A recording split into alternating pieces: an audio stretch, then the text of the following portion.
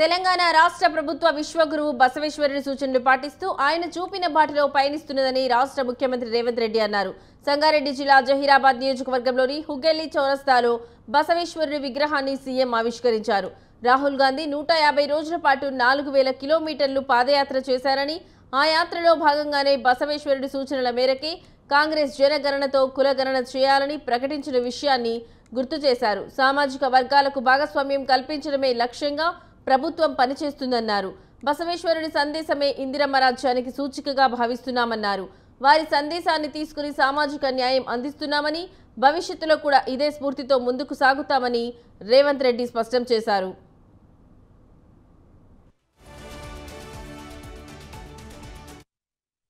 ఈనాడు మనమందరం కలిసి విశ్వగురు బసవేశ్వరుడి విగ్రహావిష్కరణ ఒక స్ఫూర్తిని, సామాజిక న్యాయాన్ని అందించే కాంగ్రెస్ పార్టీ, ముఖ్యంగా శ్రీ రాహుల్ గాంధీ గారు కన్యాకుమారి నుంచి కశ్మీర్ వరకు చేసిన పాదయాత్రలో 150 రోజులు 4000 కిలోమీటర్లు ప్రతిరోజు ప్రజలను కలుస్తూ మమేకమవుతూ ప్రతి సందర్భంలో బసవన్న ఇచ్చిన సూచనలు, బసవేశ్వరుడు ఇచ్చిన ఆదేశాలను వారు ఆ కాలంలోనే సామాజిక న్యాయం చేసి వివిధ సామాజిక వర్గాలకు చట్టసభలలో ప్రజా నిర్ణయాలలో ఏ విధంగా భాగస్వామ్యం కల్పించిండో వారిని స్ఫూర్తిగా తీసుకొని జనగణనలో కులగణన చెయ్యాలి, ఇది బసవేశ్వరుడి సందేశం అని రాహుల్ గాంధీ గారు చెప్పడం జరిగింది.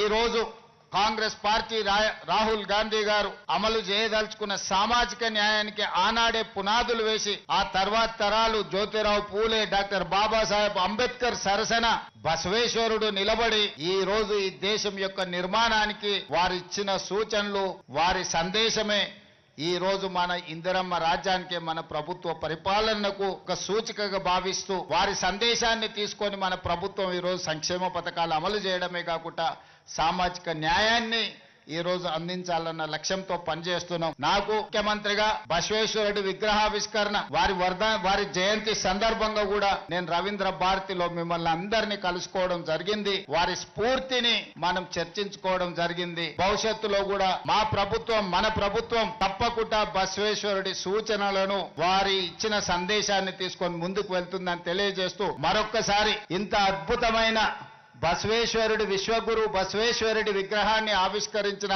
ప్రతి ఒక్కరికి మనస్ఫూర్తిగా అభినందనలు తెలియజేస్తూ మీరందరూ కూడా అక్కడ బహిరంగ సభకు వస్తే మిగతా అన్ని అంశాలను అక్కడ మనం మాట్లాడుకుందామని తెలియజేస్తున్నాను.